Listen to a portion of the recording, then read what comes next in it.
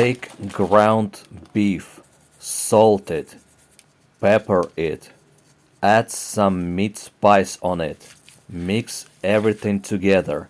Now roll it into long sausage. Make a triangle out of it. You can use spatula to make a nice pyramid.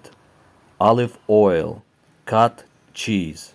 Now put it on the hot pan like this. Nice. Look at this. Nice pyramid. Add the onion. Now add mustard on the bun. Spread the mustard. Now flip the pyramid. Flip the onion. Add egg right in the middle of the pyramid. Look at that very carefully. Now add the cheese on top. Add some more cheese.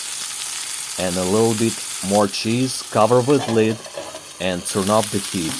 Wow, cheese is melted. Now let's adjust the egg.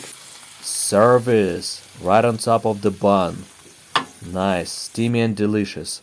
Onion goes on top. Now top it up with tomato, like so, and put the bun on top. Look at this beautiful assembled Egyptian pyramid burger. Nice. Like, share, and subscribe, my friend.